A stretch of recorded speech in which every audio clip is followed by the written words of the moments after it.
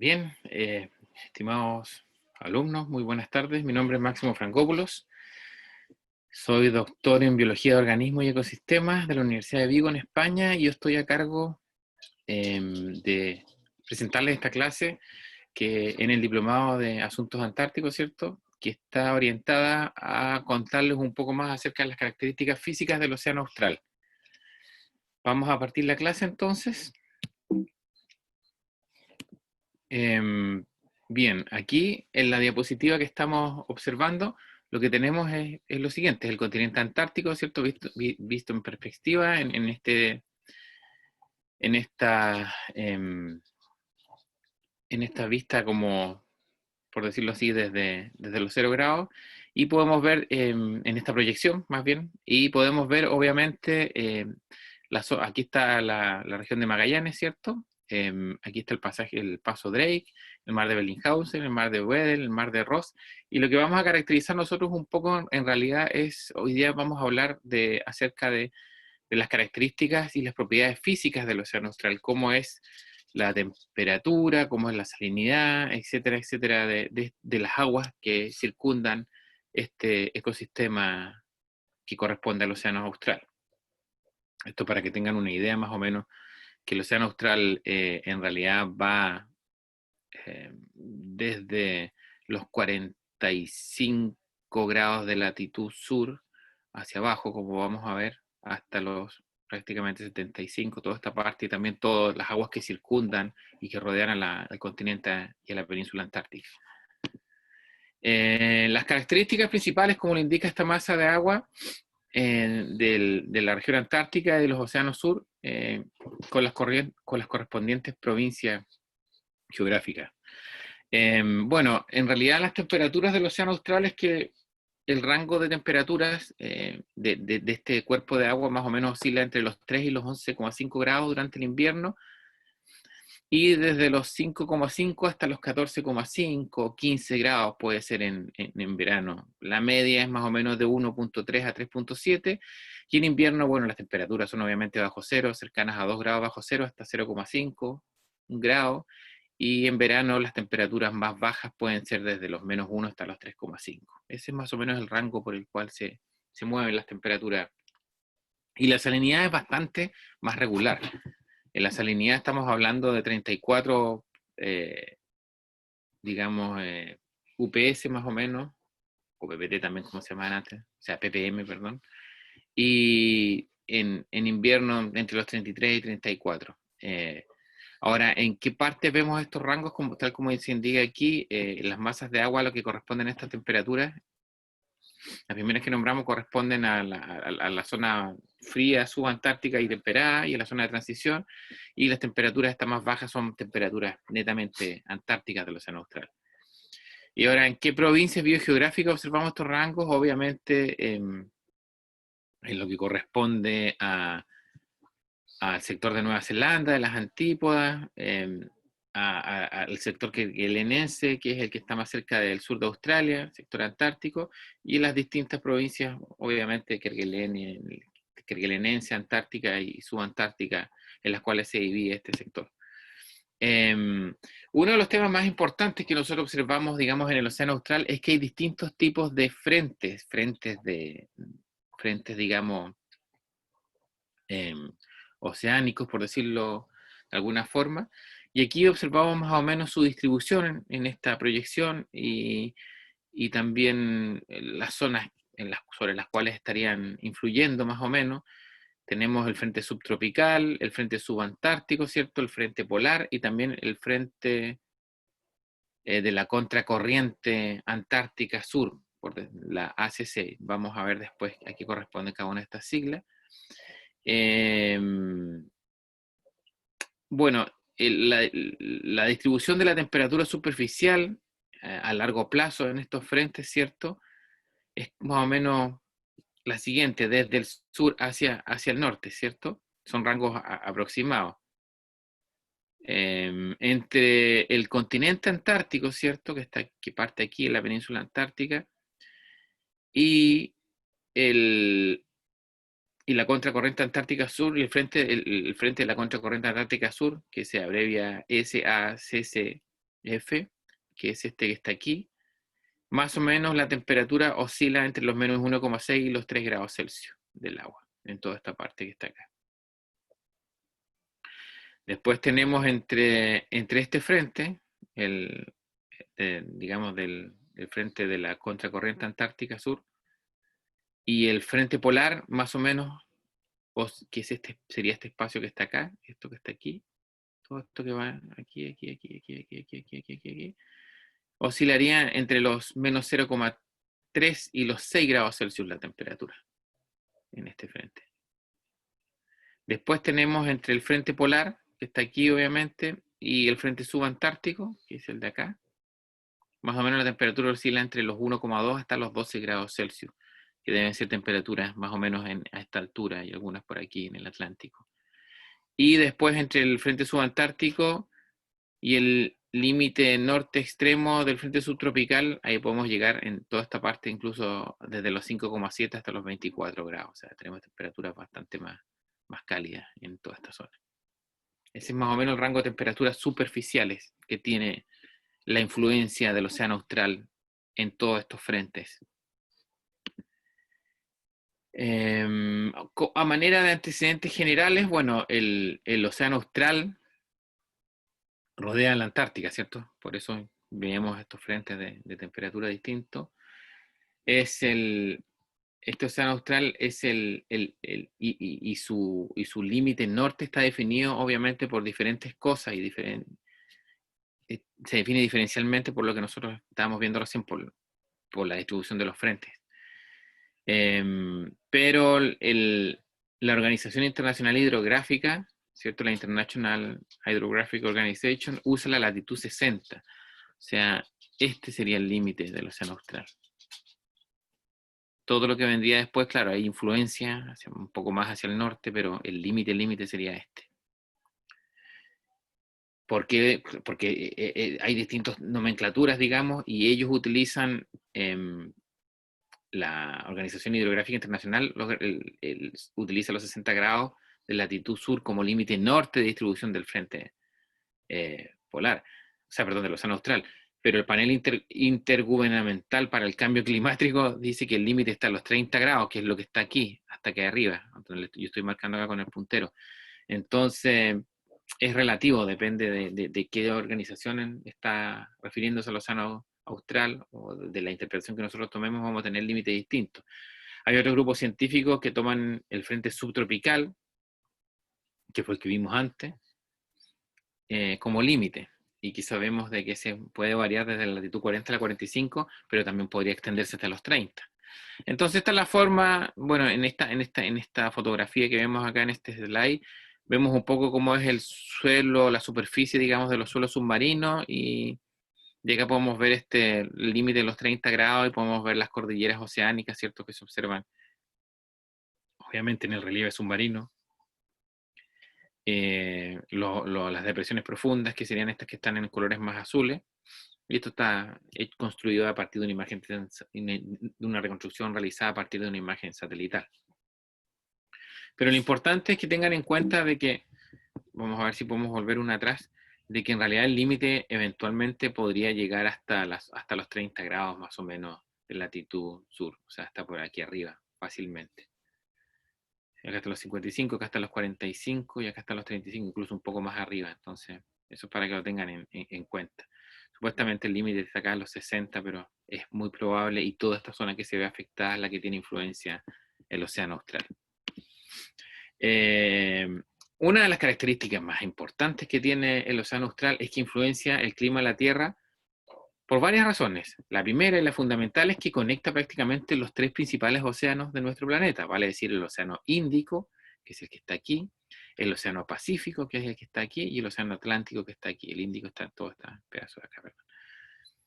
Y porque almacena mucho calor, almacena mucho dióxido de carbono y almacena una cantidad de nutrientes impresionante. Aquí está muy clara, marcada la zona de influencia hasta los 60 grados más o menos, bueno, no tan, está un poco más, hasta los 50 más o menos, del océano austral. Y lo más importante también es que ayuda a conducir, digamos, la circulación global de los océanos, porque aquí se forman corrientes en el océano austral que son transportadas por el viento, por la densidad del agua y por los eddies, que son estos remolinos que se forman en el océano y que van transportando estas corrientes a lo largo de todo nuestro planeta, como vamos a ver un poco más adelante en la presentación. Entonces aquí vemos en realidad, ¿cierto?, la circulación en el sentido de las agujas del reloj alrededor del continente antártico y transporta agua por el océano Atlántico, por el océano Índico y por el océano Pacífico. O sea, influye prácticamente en toda la circulación oceánica de nuestro planeta. En esta fotografía o en este corte que podemos ver aquí, transversal, estamos observando un poco perfiles de salinidad, como dice ahí, de la superficie, desde la superficie del océano hasta el fondo oceánico, que sería todo esto que está marcado en negro, ¿cierto? Aquí tenemos desde 0 kilómetros hasta 3.500 kilómetros, y tenemos las distintas áreas de las aguas subtropicales, las STW, Subtropical Water, de las aguas subantárticas, que son las SAW, Subantarctic Water.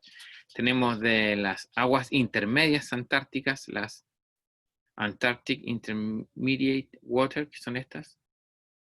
Las aguas de fondo superior circumpolares, que son las Circumpolar Deep Water Upper o Upper Circumpolar Deep Water, y las que son de circulación más baja, las Lower Circumpolar Deep Water, y también las aguas de fondo antártica, que son las Antarctic Bottom Water. Son distintos tipos de agua y así es como se distribuyen en los océanos. Aquí estamos observando claramente que las aguas más superficiales son las aguas subtropicales, que van más o menos desde los, acá deben ser 35 grados, hasta los 45 más o menos. Después tenemos las aguas subantárticas, que son las que van en toda esta parte de aquí, ¿cierto? También son superficiales. Después tenemos las Antarctic Intermediate Water, que son las que encontramos algunas aquí, entre los 50 grados de latitud hacia el sur. Y después tenemos las Circumpolar Deep Water, que son las que van un poco más abajo, porque son aguas más pesadas, obviamente, están a una profundidad mayor. Aquí estamos hablando desde los 0 a los 6.000 metros. Y también tenemos las Antarctic Bottom Water, que son estas que ya están sobre los 2.000 metros de profundidad, igual que las Circumpolar Lower Water, o Circumpolar, perdón, Deep Lower Water, que son estas que están mucho más abajo, que están sobre los 2.000, 2.500 metros de profundidad. Como podemos ver, cada una de estas aguas tiene distintos perfiles de salinidad, y normalmente las aguas que son más salinas, bueno, aquí tenemos aguas con 30,4 más o menos de salinidad, 34,3, pero las más profundas, 34,7, que son las más ricas en nutrientes, son las que están mucho más abajo, son aguas mucho más densas, ¿cierto? Y como mencionamos aquí, la temperatura, la salinidad y la presión son las variables físicas que controlan la densidad del agua. Y esto es lo que permite que el océano tenga esta estructura como por capas, como vemos aquí. Distintas capas de distintas salinidades, de distintas temperaturas, se van estratificando en el océano, la columna de agua, y vamos viendo una distribución diferenciada a medida que obviamente nos vamos adentrando en lo profundo del océano. Las aguas siempre menos densas van a estar asentadas en la superficie, porque normalmente son más cálidas o menos salinas, que era lo que yo les explicaba anteriormente. De estas aguas que están en rojo, obviamente, el rojo siempre es un indicador de calor, el color rojo, y por lo tanto son mucho más cálidas que las que están más cerca de la Antártica, más hacia la izquierda de lo que van a ver ustedes allí, que están más acá, obviamente. Y estas aguas obviamente son más cálidas y menos salinas. Las aguas más frías o mucho más salinas son las que están siempre más hacia el fondo. Y las aguas salinas súper frías de menos 2 grados Celsius de la Antártica son las aguas más densas de la Tierra y se hunden. Y normalmente son estas que están aquí, y son las aguas que en realidad están más cercanas a los fondos submarinos. Todas estas que están, estas aguas súper frías que están más aquí abajo, que pertenecen a las Lower Circumpolar Deep Water y a las Antarctic Intermediate Water, que son estas que están acá. Son las que están, perdón, Antarctic Bottom Water, que son estas. son las que están mucho más al fondo y las que son más frías. Para que lo tengan claro. Entonces, hoy en día, como les decía anteriormente, y a manera de repaso así muy breve, el océano austral es el que está dominado por la corriente circumpolar antártica, el Antarctic Circumpolar Current, el ACC, ¿cierto? En inglés, la cual se mueve perpetuamente, corriente circumpolar antártica, hacia el este, siempre se va moviendo hacia el este, así. Y es la corriente más grande planetaria, obviamente, capaz de transportar hasta 130 millones de metros cúbicos de agua por segundo, o sea, es una cantidad impresionante de agua y que equivale a más de 100 veces toda el agua que fluye en los ríos del mundo. Es la corriente de mayor longitud que hay en nuestro planeta, tiene más de 24.000 kilómetros de longitud, y como mencionábamos en un comienzo también, es la única corriente que conecta el Océano Pacífico, el Océano Atlántico y el Océano Índico. La corriente circumpolar, circunnavegando, circulando alrededor de la Antártica. Y obviamente, ¿cómo circula esta corriente? A través de los vientos, ya que el 70% de la energía eólica que alcanza la superficie de nuestros océanos se utiliza en transportar, en mover, en desplazar esta corriente circumpolar antártica. Y una de las características más importantes que tiene es que permite influenciar la concentración de dióxido de carbono que nosotros encontramos en nuestro planeta y en la atmósfera también. Fundamentalmente, toda esta circulación de agua a nivel planetario es la que regula, en el fondo, la cantidad de dióxido de carbono disponible también en la atmósfera. Hay muchos procesos que operan a lo largo de la costa de la Antártica para producir, para sintetizar diferentes tipos de masas de agua en el océano austral, que no se producen en ningún otro lugar de los océanos del hemisferio sur. Todas las aguas que circulan en el hemisferio sur se producen en la Antártica. Todas, todas, todas. La Antarctic Bottom Water es una de ellas, el agua de fondo antártico, que es el agua muy densa, muy salina y muy fría, que es el agua que se forma bajo el hielo marino. Junto a esta corriente circumpolar antártica se encuentra un área que nosotros conocemos como la convergencia antártica, que también rodea la Antártica y que es donde las aguas frías de la Antártica que fluyen hacia el norte se encuentran con las aguas relativamente más cálidas del subantártico. Las aguas antárticas predominantemente se hunden bajo las aguas subantárticas, porque obviamente son más salinas y más densas, mientras que las zonas donde está muy mezclada, lo que ocurre allí es que se crea una zona donde hay muchos nutrientes y por lo tanto son zonas muy productivas dentro de la Antártica.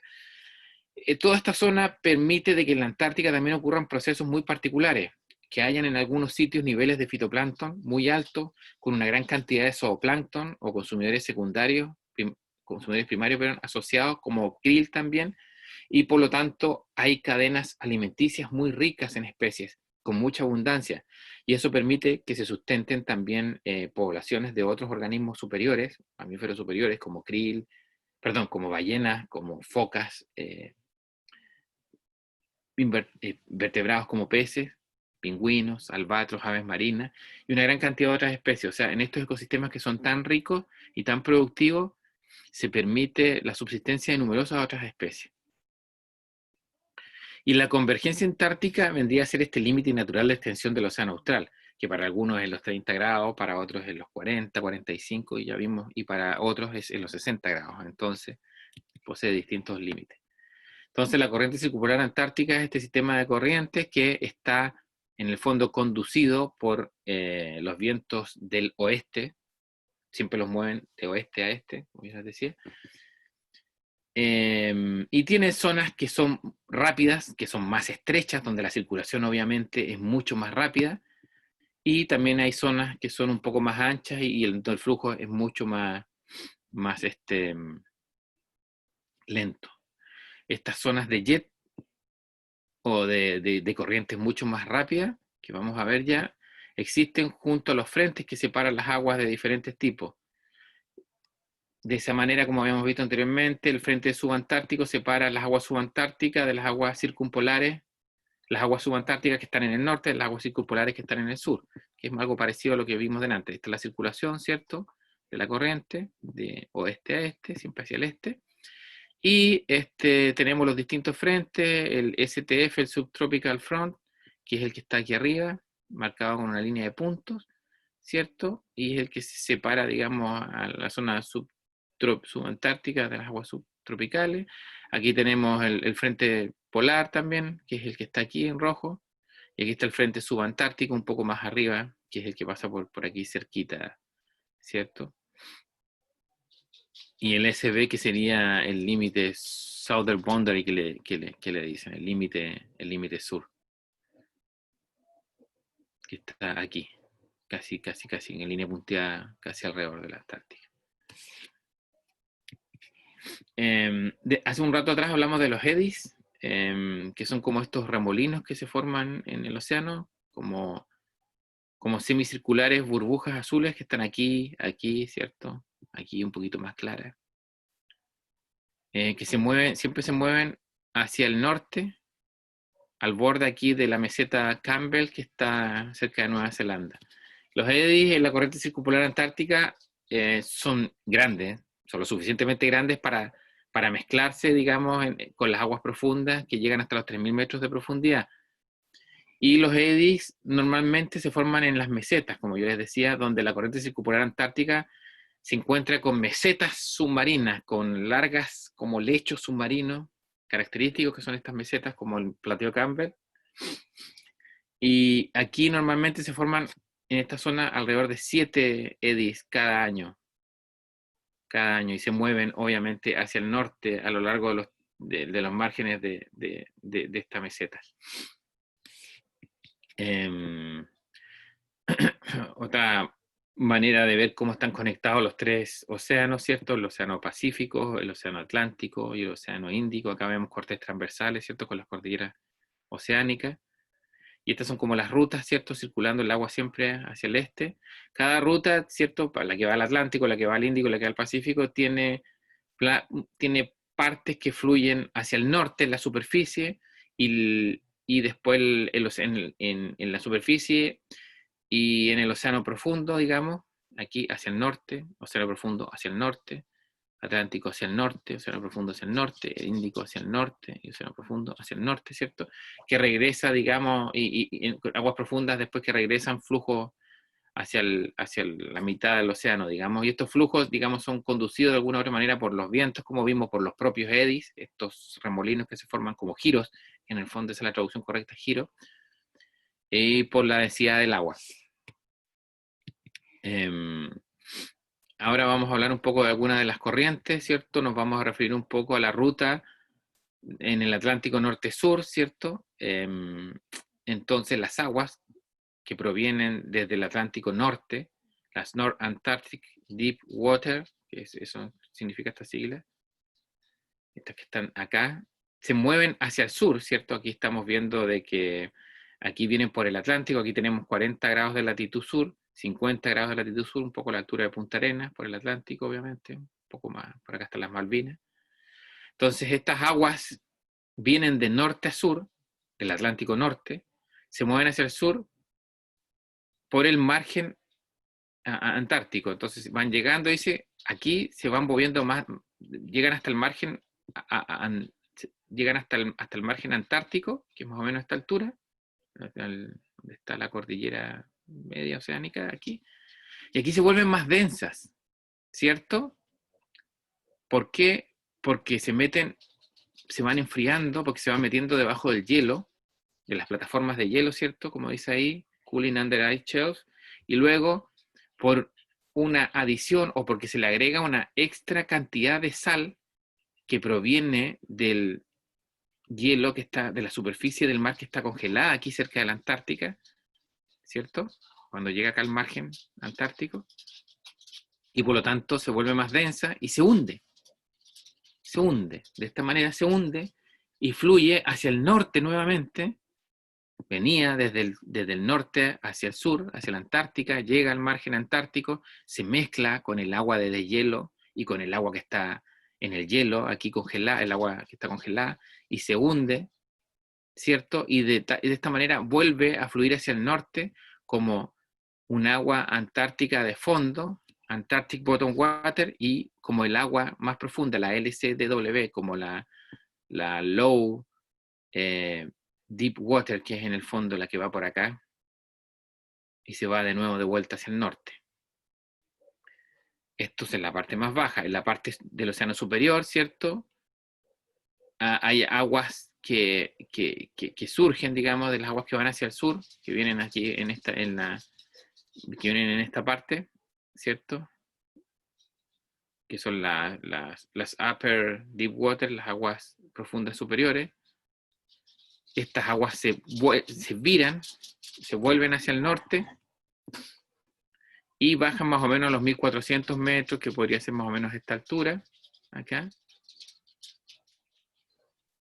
para formar las aguas medias e intermedias, que son las South Antarctic Mode Water y las Antarctic Intermediate Water, que son estas que están acá y estas que están acá arriba, que transportan, digamos, transportan el calor y los gases atmosféricos hacia el norte.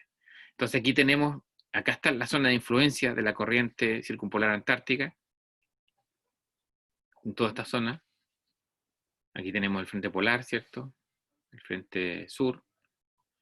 Y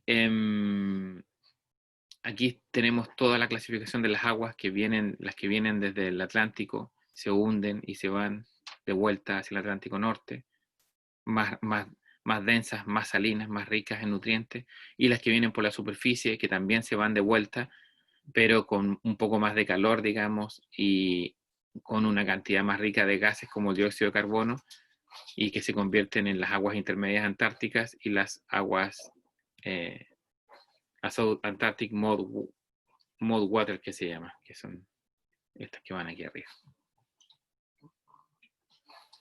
Que en el fondo este corte esquemático de norte a sur vendría a explicar un poco cómo circulan las corrientes en nuestro planeta, en este caso.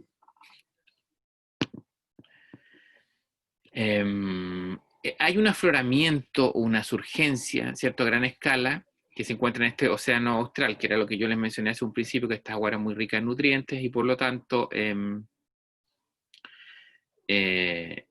llevan y fertilizan muchas partes del océano. Entonces los vientos fuertes del oeste, que son los que se mueven o soplan hacia el este, ¿no es cierto?, soplan alrededor del continente antártico y son los que llevan este importante flujo de agua hacia el norte. Y en el fondo esto es un tipo de surgencia costera, porque como no hay continente, no hay tierra, por decirlo de alguna manera, en una banda de latitudes muy abierta entre América del Sur y la punta de la península antártica, parte de esta agua se va extrayendo a las grandes profundidades. Por lo tanto, existen muchos modelos que indican que el afloramiento del océano austral es el principal medio por el cual el agua profunda y densa llega a la superficie y hay un afloramiento mucho menor que está impulsado por el viento, que también está en las costas occidentales de América del Norte y del Sur, en la parte noroeste y suroeste de África y en el suroeste y sureste de Australia, que todos están asociados con las circulaciones subtropicales oceánicas de alta presión, que en el fondo son todas estas zonas de surgencia que son ricas en pesquería que hay a nivel mundial. Hay otros modelos matemáticos y modelos físicos de la circulación oceánica que sugieren que el afloramiento a gran escala se produce en los trópicos, porque los flujos impulsados por presión convergen o transportan agua que converge en las latitudes más bajas, o sea, más cerca del Ecuador, donde se calienta de manera difusa desde arriba y por lo tanto estos coeficientes de difusión requeridos, sin embargo, parecen ser más grandes que los observados en el océano real. No obstante, es probable que se produzca de alguna u otra manera una surgencia que sea más o menos difusa en ese punto. Aquí tenemos otro esquema muy parecido. Aquí tenemos el norte, aquí tenemos el sur, ¿cierto? Y aquí está la Antártica, y aquí tenemos obviamente el agua superficial antártica y que después se convierte en agua intermedia antártica cuando llega aquí al frente polar y se mezcla con aguas un poquito más cálidas. Hay un agua subantártica superficial que se mezcla y que circula obviamente de oeste a este hacia allá. Acá está la corriente circumpolar que circula de oeste a este hacia allá. Aquí está la zona de divergencia antártica, ¿cierto? Y también aquí tenemos, hay unos vientos que circulan hacia el este, superficiales. Y aquí tenemos el agua circumpolar, obviamente, que se va mezclando y que va volviendo como agua de fondo antártica de vuelta hacia el Atlántico Norte. Y acá viene esta agua atlántica profunda que se mezcla con el agua circumpolar y llega aquí a la superficie y vuelve al agua. Está muy parecido a lo que vimos anteriormente, simplemente explicado un poquito de otra forma, pero es como otro corte para ver si lo pueden entender. Pero lo fundamental es que tienen que tener claro ustedes es que las aguas más densas, más salinas y más frías siempre están en el fondo. Y son las que son más ricas en nutrientes y que al llegar a la Antártica se mezclan, algunas se van hacia la superficie y otras se mezclan con el hielo, ¿cierto? Que está acá, se ponen aún más saladas y se vuelven a hundir y vuelven a circular hacia el norte. Aquí tenemos dos grandes giros, el giro de Ross y el giro de Weddell, uno al oeste de la península antártica y el otro al este de la península antártica. Tenemos muy bien delimitado dónde está el frente polar, ¿cierto? Hasta las islas Kerguelen. La zona del frente polar que está aquí un poquito más clarito, y acá está el frente subantártico, entre el frente subtropical con el frente subantártico, ¿cierto? El giro de Ross, ¿cierto? Y el giro de Weddell son dos giros que existen dentro del océano austral, están muy bien diferenciados aquí. Y estos giros, obviamente giran en el sentido de las agujas del reloj, y en el fondo se forman por la interacción de dos corrientes, o de la corriente circumpolar antártica con la plataforma continental antártica, o sea, es la interacción que existe entre el continente y el mar, en el fondo, el que forma estos dos giros importantes en esta zona. Se ha observado un poco que el hielo marino persiste mucho más en el área del giro de Ross, que es el que está aquí. Hay algunas pruebas de que el calentamiento global ha provocado una disminución de la salinidad en estas aguas desde la década del 50, obviamente. Y debido al efecto de Coriolis que actúa a la izquierda en el hemisferio sur, y el transporte de Ekman que se produce desde los centros del giro de Weddell, aquí, estas regiones son muy productivas debido al surgimiento de agua fría y rica en nutrientes. Por eso estas zonas son muy productivas y por eso hay animales y mamíferos superiores, sobre todo, como focas y como ballenas y como orcas, que van a alimentarse en esta zona porque son zonas muy, muy, muy productivas, digamos, a nivel mundial.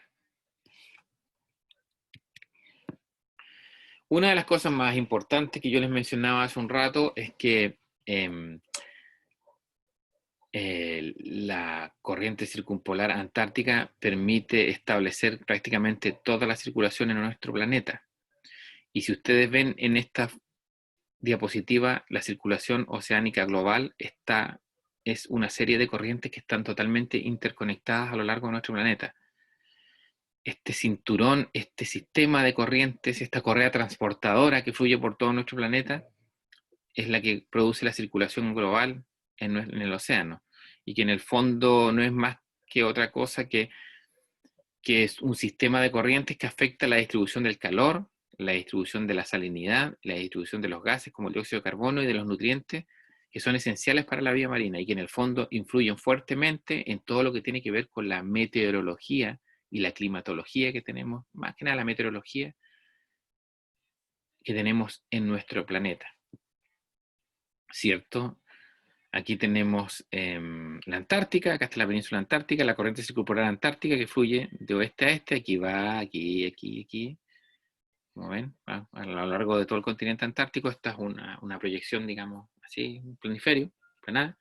Pero tenemos zonas donde esta circulación, obviamente hay aguas, acá hay corrientes de aguas frías, ¿cierto? Estas que están en este color, hay corrientes de aguas más superficiales que están en un color más claro, y corrientes más cálidas, más superficiales todavía. Entonces lo que tenemos aquí, obviamente, que hay una rama aquí que de corriente fría, ¿cierto? Superficial, que sale desde aquí y que después aquí se calienta, obviamente, y forma una mucho más cálida, que en el fondo es esta que está acá, y que circula superficialmente y pasa por Australia, pasa por el Océano Índico, pasa por las corrientes de Benguela en Australia, y como ustedes pueden ver, son aguas que se forman en la Antártica, muy ricas en nutrientes, y que son transportadas a través de toda la zona de las latitudes altas, digamos, perdón, bajas latitudes, cercano a los 0-10 grados del Ecuador, por Oceanía, acá llegamos ya al Índico, África, zona de surgencia importante, y de ahí se van hasta Brasil y son transportadas al Caribe, se calientan y llevan mucho calor al hemisferio norte, ¿cierto? A toda la zona de Europa, Inglaterra, en los países nórdicos, y aquí se hunden y esta agua viene de vuelta, obviamente, aquí, por el Atlántico, y llega nuevamente a la Antártica y se vuelve a hundir, como lo vimos anteriormente, y hay una parte que sigue circulando y que puede irse un día de vuelta, venir de vuelta aquí y mezclarse, obviamente, en esta zona y ahí por la superficie y volver a repetir todo el ciclo, digamos, de vuelta en esta correa transportadora que circula por todo el planeta, ¿cierto? Entonces, la corriente circumpolar antártica y la corriente del límite del oeste profunda, la DWBC, se mueven en el fondo hacia el norte a lo largo de la meseta de Campbell, que es al sur de Nueva Zelanda, que está al sur de Nueva Zelanda, y acá se mezclan estas dos aguas, la circumpolar con la Deep Western, y van circulando, digamos, se van moviendo hacia el norte, hacia acá, hacia allá. La corriente circumpolar antártica es un flujo mucho más fuerte, pero a la larga va a moverse hacia el este y va a continuar su viaje por el Océano Sur. Y por lo tanto, esto deja a esta corriente de aquí, a la DWCBC, la cual está bajo los 2000 metros de profundidad, que continúe su viaje a lo largo del Pacífico. Y durante su pasaje o su viaje, algo de esta agua se va a mover hacia la superficie fuera de Sudamérica. O sea, de estas aguas ricas, parte de esta agua que se forma acá, en Nueva Zelanda, va a venir para acá, pues. Y va a influir toda esta zona que está en el norte de Chile, sur del Perú, y obviamente va a fertilizar ahí fuertemente en una zona de surgencia importante a nivel mundial, y esto va a ser lo que en el fondo va a sustentar toda la pesca de anchovetas que ocurre en este sector, la gran pesquería que hay en el norte de nuestro país. Desde Sudamérica, ¿cierto?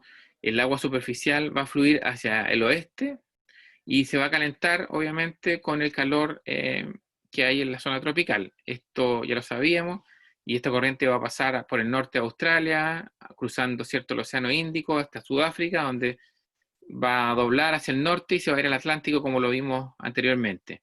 Y ahí se va a convertir en la corriente del Golfo, y que va a ser la que en el fondo del Golfo, todo lo que es el Caribe, ¿cierto?, y que va a llevar su calor y transportar calor hacia el norte de Europa. Sin esto, Europa y parte de Norteamérica serían, si no hubiera esta mezcla, digamos, serían al menos 6 grados más fríos, porque se pierde calor por evaporación, ¿cierto? Y porque el agua del Golfo se convierte mucho más densa, pero gracias a eso, gracias a cuando pasa por acá, a esta inyección de calor que recibe aquí, toda esta zona recibe calor y tiene un verano mucho mejor que el que tenemos nosotros aquí en Sudamérica, por ejemplo, a pesar de estar en idénticas latitudes, pero en el hemisferio norte, porque obviamente las aguas que llegan son mucho más cálidas. Al norte de Islandia, ¿cierto? Islandia está acá. Y al norte, noreste de Canadá, esta agua densa, acá se produce el hundimiento, en esta parte de aquí, se hunde esta agua, hasta desde los 1100 hasta los 3500 metros más o menos, y fluye de vuelta hacia la Antártica, y un regreso similar profundo ocurre en el Océano Pacífico y en el Océano Índico. Entonces, ¿qué es lo que vimos anteriormente? Todas las aguas del planeta están interconectadas, eso es súper importante que lo tengan claro. Está todo este proceso de circulación oceánico interconectado, y van a haber zonas, obviamente, donde las aguas van a ser más cálidas, menos densas, con más temperatura, y en otras partes se van a hundir estas aguas y se van a convertir en aguas más salinas, más densas y con menor temperatura. Por lo tanto, más frías.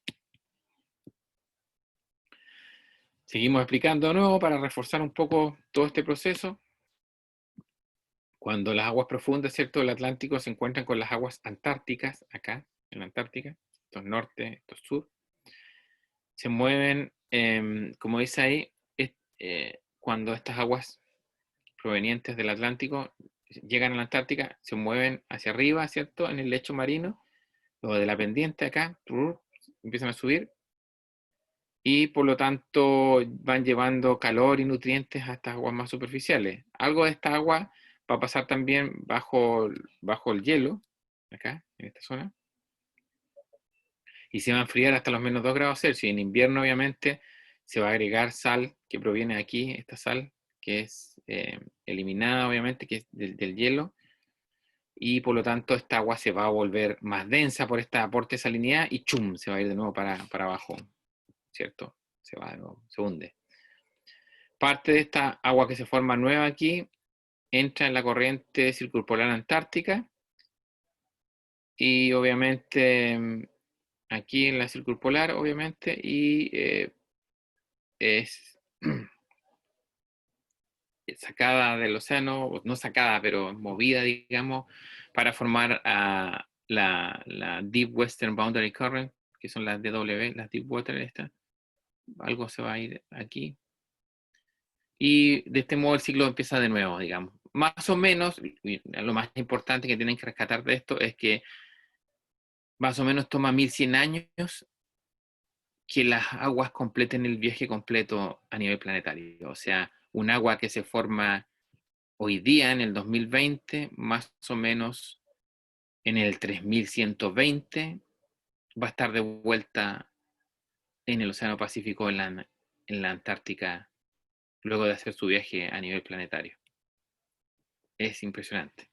No tiene otro adjetivo, porque en realidad demora 1000 años, 1100 años en circular el agua en el planeta. Un poco de las olas del océano austral. El océano sur, el océano austral tiene oleajes excepcionales, obviamente. Es cuestión de ver algún video de un barco cruzando el mar de Drake hacia la Antártica para poder apreciar el oleaje que ocurre en esta zona. Y fundamentalmente eso está dado por la extensión vasta que tiene el océano en esta parte y porque hay una fuerte influencia de los vientos del oeste que forman y generan estas olas impresionantes. El promedio de altura de las olas alrededor de la latitud 55, o sea, estamos hablando por acá, cerca, pero más hacia el Pacífico. Es de 3,4 metros, con alturas máximas que pueden exceder incluso los 11 metros. Los que han tenido la oportunidad de navegar por esa zona, bajo el Cabo de Hornos, podrán dar fe y atestiguar de que las olas que se forman en toda esta zona aquí son muy, muy grandes. Un tema interesante y que es bueno recalcarlo y mencionarlo es qué pasa con estas olas que se forman aquí de gran tamaño en el Atlántico Sur, o en el Pacífico Sur, o en el Océano Sur, Océano Austral. En el año 1966 se hizo un estudio que mapeó y siguió el viaje de las olas que se formaban por las tormentas de invierno aquí en el Océano Sur, ¿cierto? Usando distintos registros de la energía del agua, aquí que vemos en el slide A, y monitoreando distintos sitios en el Océano Pacífico, que vemos aquí en este cuadro B. Estas olas que se formaron en el invierno viajaron hasta Alaska y se demoraron prácticamente nada en completar este viaje. O sea, que olas formadas aquí y olas que llegaron a Alaska prácticamente no se demoraron nada. Y tú dices, ¿cómo puedes medir eso? Bueno, fundamentalmente se va se va monitoreando la altura de la ola en distintos puntos, como hicieron acá. Y aquí podemos ver que las olas están generadas cerca de Nueva Zelanda, un poco más abajo, más cercano digamos a la altura de la Antártica, Nueva Zelanda, en el mes de julio, ¿cierto? Y que fueron midiéndose por distintos lados, llegaron a Alaska, y tenemos las mediciones acá, y después llegaron acá, digamos. Llegaron hasta Alaska más o menos al par de días después, o sea, no se demoró mucho, la verdad. Miren como podemos ver aquí, acá tenemos, si seguimos bien, miren los mismos patrones. Midieron durante una cierta cantidad de tiempo. Aquí vemos desde el mes de julio hasta el mes de septiembre, y podemos ver que las alturas de las olas son súper similares. Entonces con este registro ellos saben más o menos cuánto van haciendo todo, siguiendo la frecuencia y altura de las olas, midiendo la energía, ¿cierto? Y con esto pueden determinar cuánto se demoraron las olas en llegar desde el punto de origen hasta el otro extremo del planeta. Y también se ha hecho en reverso, desde Alaska hasta la Antártica. Las tormentas del Pacífico Norte envían olas hacia la Antártica, especialmente en el verano, en este caso, cuando hay menos hielo en el mar. Y esto en el fondo se hace para estudiar y para evaluar de que existe una interconexión súper importante entre los hemisferios y entre los océanos. Estamos muy, muy conectados de un lado a otro, muy, muy conectados.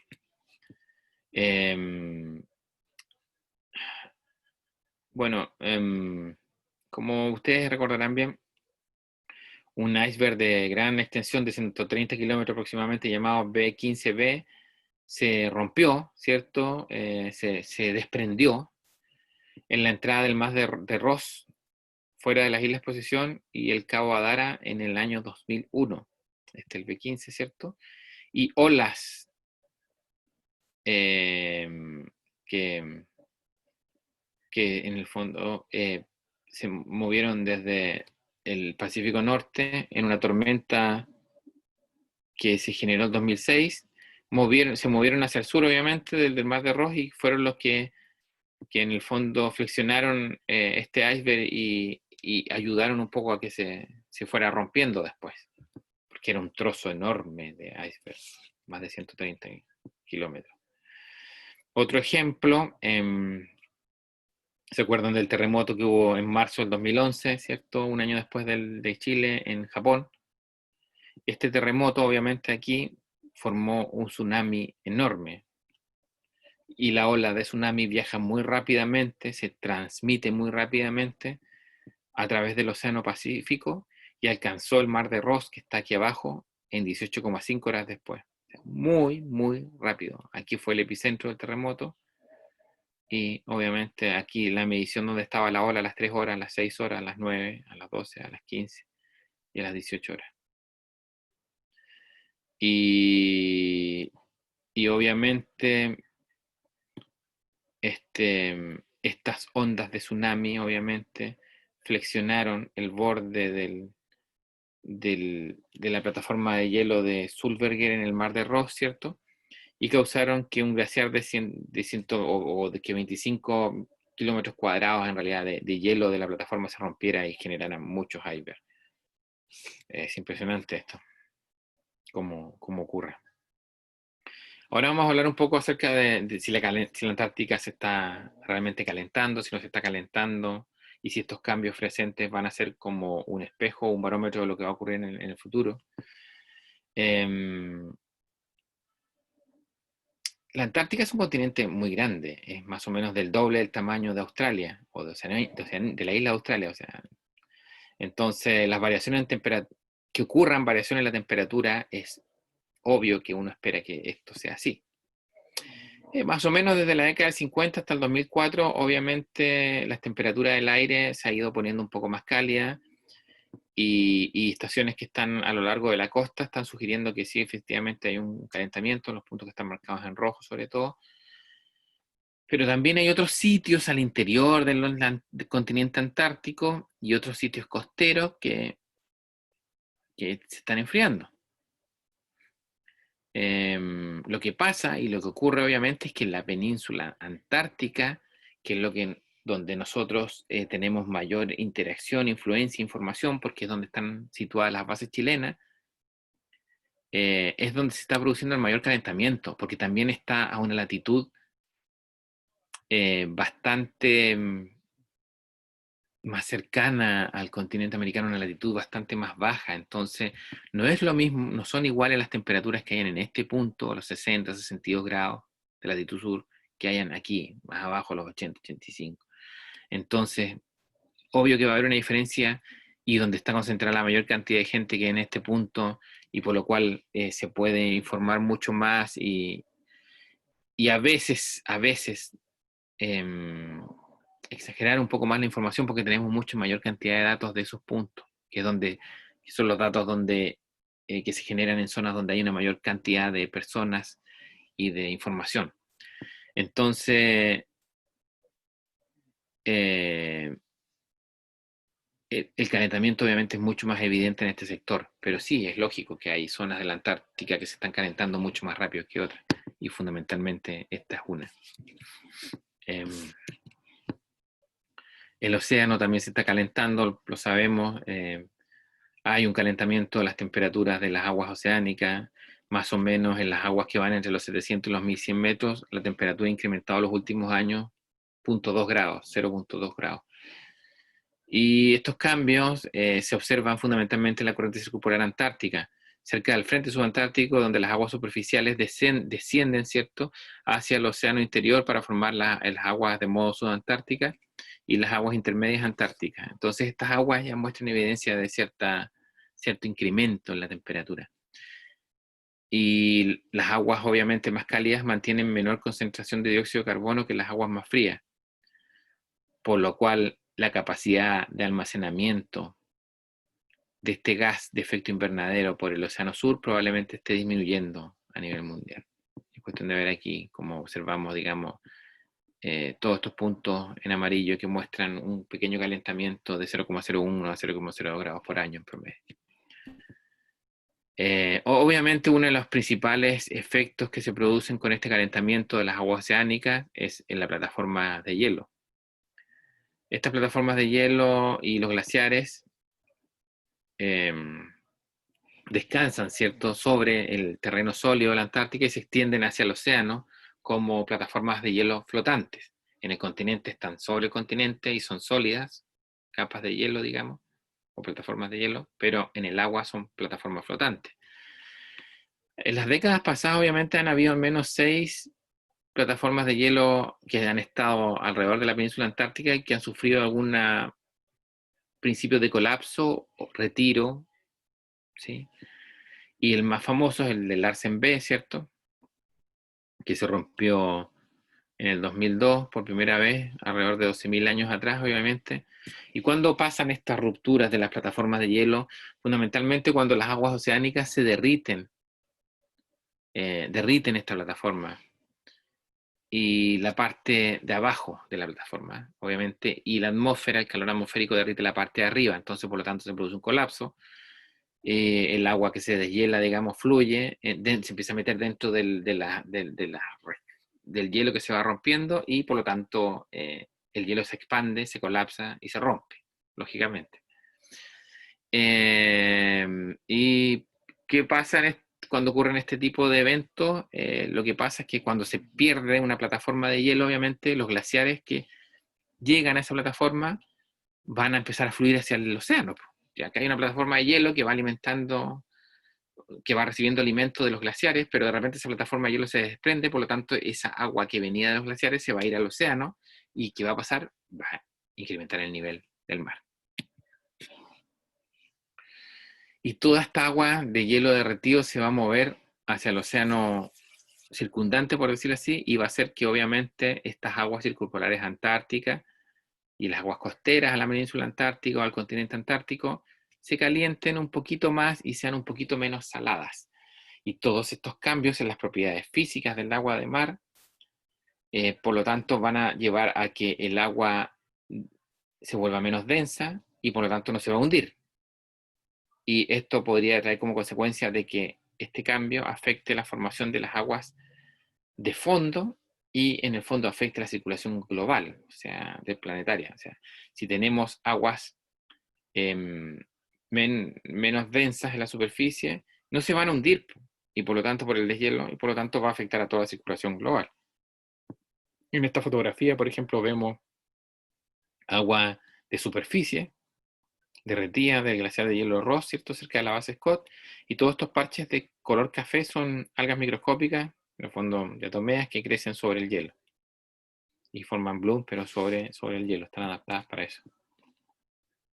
La pregunta que surge obviamente con todo esto es si está cambiando también la capacidad de almacenamiento de dióxido de carbono del océano Antártico. Obviamente como las temperaturas de los océanos están cambiando, así como la temperatura de las corrientes y la temperatura del hielo marino, la habilidad obviamente para almacenar dióxido de carbono o las propiedades para almacenar dióxido de carbono del océano van a ir cambiando. Hay estudios que se han hecho que indican que ha habido disminución en la capacidad del océano en incorporar dióxido de carbono en los últimos 30 años. Y obviamente esto es producto de que con el incremento de los vientos del oeste, que ayudan a transportar estas aguas ricas en dióxido de carbono hacia la superficie. Entonces, han habido cambios y obviamente la circulación oceánica global se está viendo afectada por todo el calentamiento global que ha ocurrido últimamente y que trae como consecuencias, obviamente, cambios en la circulación oceánica. Por lo tanto, uno podría pensar de que la corriente circumpolar antártica está cambiando. Claro, en el fondo los vientos fuertes, digamos, del oeste podrían haber cambiado, intensificado, intensificado, pues, volviéndose un poco más fuerte y estar ahora de manera más directa sobre la corriente circumpolar antártica. Este cambio obviamente no es un cambio actual, sino que viene de los últimos 50 años y podría ser una respuesta a la fase de calentamiento actual que uno está viendo actualmente en el océano, pero no está muy claro si los vientos más fuertes están forzando a que esta corriente circumpolar antártica circule más rápido, porque obviamente mientras más soplan los vientos, mayor corriente, o se están volviendo más turbulentos, por lo tanto se estarían formando más giros o más eddies en el océano. Entonces, si se fortalecen los vientos, podría haber un flujo mayor de las corrientes, pero también una formación mayor de eddies, que son dos conceptos importantes que tienen que tener ustedes en cuenta. Pero esto también se refleja en el sentido de que no solo la corriente circumpolar antártica está cambiando, está cambiando la circulación planetaria, por lo tanto otras corrientes también están cambiando. La temperatura y la salinidad del océano que está cercano a Tasmania, aquí tenemos Australia, ¿cierto? Tasmania aquí abajo, muestran que el océano circundante, por decirlo de alguna forma, se ha vuelto mucho más cálido y más salino en los últimos 70 años, más o menos. 2 grados, lo cual es muchísimo. Este resultó, digamos, en una expansión de hasta 350 kilómetros hacia el sur de la corriente subtropical del este australiana, que es esta que está aquí. Y en el fondo, toda esta parte está mucho más cálida, toda esta parte hacia el sur que está aquí. El cambio, obviamente, este cambio reflejó un cambio en el patrón de viento que también afectó la corriente circumpolar antártica. Y como han habido organismos que existían acá, obviamente antes, que eran subtropicales, ahora se los puedes encontrar en esta zona porque han encontrado condiciones favorables para poder habitar en esa parte del planeta. Otro factor que se podría haber afectado es el nivel del mar, si es que está incrementando, ¿no? Con esto de mayor cantidad de derretimiento. Y obviamente también está comprobado de que el nivel del mar está incrementando porque el océano se está calentando y aguas más cálidas obviamente tienen un mayor volumen que las aguas más frías. Y también los glaciares de tierra y las plataformas de hielo se están derritiendo y por lo tanto están agregando mayor cantidad de agua. Y más o menos la tasa global de incremento del nivel del mar ha pasado de 2,1 a 3,1 milímetros por año, debido a todo este incremento en el derretimiento de hielo en algunas zonas. Sin embargo, este incremento va a variar obviamente por factores locales, como el clima, como las corrientes, como la gravedad. Por ejemplo, en Nueva Zelanda el incremento es un poco más bajo, es 1,4 milímetros por año, pero aquí observamos, por ejemplo, un promedio de los últimos 15 años, 93 al 2009, y vemos que obviamente el nivel del mar medio ha ido incrementando muchísimo, muchísimo, muchísimo. Y esto nos da que en el fondo tengamos más o menos 3,1 milímetros en promedio por año de incremento.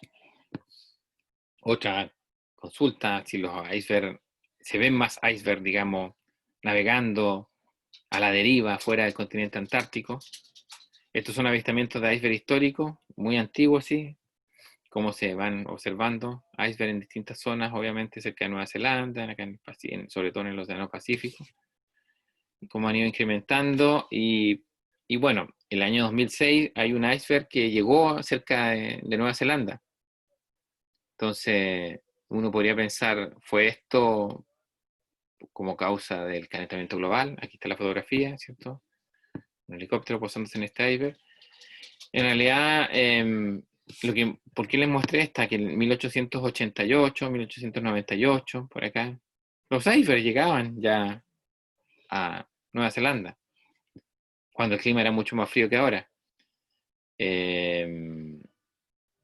Lo que pasa es que ahora tenemos satélites y los satélites registran mayor cantidad de icebergs que anden dispersos desde el espacio, digamos, los registran y que uno puede monitorear mucho mejor la cantidad de hielo que anda flotando dispersos en el océano. Y eso es fundamentalmente porque la observación por sensores remotos ha mejorado y ha incrementado, entonces es mucho más fácil observarlos ahora que hace 100 años atrás. Ahora, ¿qué pasa un poco con el plancton? O fitoplancton fundamentalmente. Cerca de Nueva Zelanda, hacia mar afuera, ocurren muchos blooms de fitoplancton, especialmente cocolitoforio, y los fósiles de estos cocolitoforios, que son organismos que tienen una concha de carbonato de calcio, ¿cierto? Como una especie de valvita, y esas valvitas dejan un registro fósil. Y ese registro fósil uno lo puede encontrar en los acantilados en una parte de Nueva Zelanda. Por lo tanto, si yo mido ese registro fósil de esa concentración de carbonato de calcio, digamos, que tienen esta valvita, no existen evidencias de que los blooms del presente, que los blooms de fitoplancton, por ejemplo, presentes, sean más frecuentes que lo que ocurrían antes. Pero sí hay una evidencia de que son más comunes cuando el océano se está volviendo más cálido. Y eso se ha evidenciado en el estudio del registro fósil de que cuando han habido florecimientos de esta especie ha sido porque el océano estaba mucho más cálido. Y esto cómo se hace es que sacan un testigo de sedimento, ¿cierto?, del lecho marino del plató de la meseta Campbell, muestra que hay una alternancia de barro gris con barro blanco, ¿cierto? Barro gris, barro blanco, barro gris y barro blanco. Y el barro gris está compuesto principalmente de zooplancton, que es el plancton animal, que es lo que vemos aquí. Y el barro blanco está compuesto fundamentalmente de cocolitoforios, que son estos organismos que tienen estas estructuras y que son parte que es el fitoplancton en el fondo. Entonces, estos distintos tipos de organismos planctónicos se forman bajo diferentes condiciones oceánicas. Entonces, el cambio a cocolitoforios ocurre siempre cuando las temperaturas son más cálidas. Entonces, claro, si encontramos más barro blanco, obviamente quiere decir de que ahí fueron las temperaturas mucho más cálidas y vamos a observar mayor cantidad de cocolitoforio que cuando las temperaturas, el barro es más gris y observamos mayor cantidad de plancton animal, zooplancton, foraminíferos, por ejemplo, etc. Ese es un buen indicador. Otro tema es que los océanos ahora son más ácidos debido al incremento de dióxido de carbono en nuestra atmósfera, ¿cierto? De la cantidad de CO2 que hay en la atmósfera es muy alta.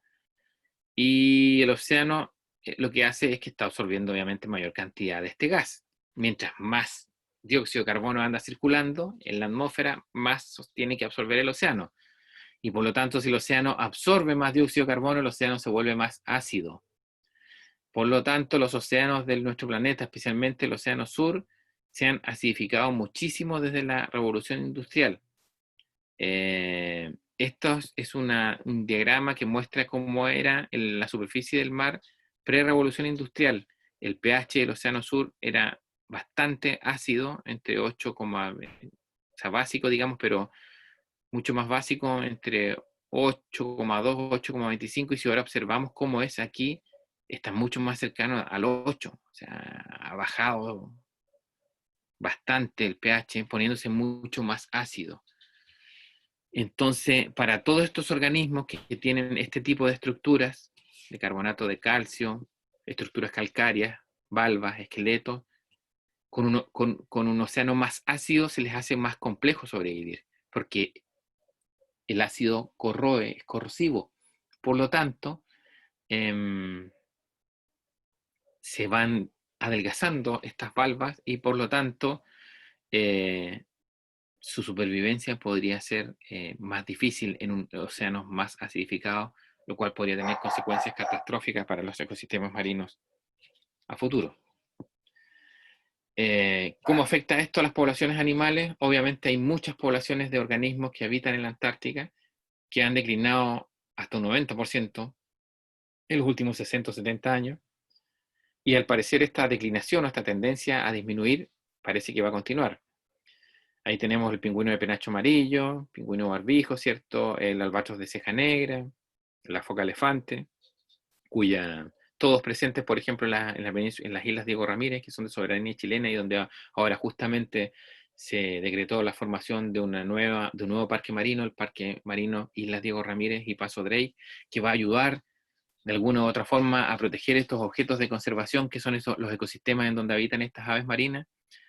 Y en el caso del pingüino de penacho amarillo, en realidad el problema importante es que la comida disponible para estos organismos ha disminuido muchísimo, lo cual coincide con el calentamiento de los océanos y por lo tanto es muy probable que los cambios en el medio ambiente sean la razón probable para que cambien las poblaciones y declinen las poblaciones de este tipo de organismos en los últimos años. Entonces esto trae consigo consecuencias en la cadena trófica, hay cambios en la cadena trófica, hay este pez, el Antarctic Silverfish, juega un rol súper clave en las tramas tróficas marinas del mar de Ross, por ejemplo, porque vincula el plancton con los niveles superiores de depredadores como las merluzas, ¿cierto? El bacalao de profundidad, las ballenas, las focas, los pingüinos. Y el silverfish, que es el que está aquí, esta merluza, ¿cierto? Depende de este pez en parte de su ciclo de vida. Y este pez prácticamente ha desaparecido de la península antártica debido al aumento de las temperaturas y cambios en la extensión del hielo. Entonces, si cambia la abundancia del fitoplancton y cambia la abundancia del zooplancton, va a cambiar también la abundancia y la disponibilidad de alimento para todos estos organismos que forman las cadenas tróficas marinas. Entonces, los impactos pueden ser súper, súper severos. Sabemos también de que, por ejemplo, el krill, la distribución del krill está cambiando muchísimo en los últimos años. Hay mucho menor cantidad de krill disponible, por lo tanto también se está autorizando a que la pesca de krill sea mucho menor ahora que lo que era antiguamente. Este es un repaso por las características físicas y las propiedades físicas del océano austral. Espero de que haya sido satisfactorio para todos ustedes. A lo mejor si hubiéramos estado en clases presenciales hubiera sido mucho más entretenido, mucho más dinámica la clase, pero obviamente las condiciones actuales hacen de que tengamos que brindarles una clase vía telemática. Así que espero que sea de su provecho y ojalá si tienen dudas o consultas se las hagan llegar a la coordinadora, a Magali, y yo se las pueda responder de manera oportuna a todos ustedes. Muchas gracias, que tengan buen día y cuídense mucho. Hasta luego.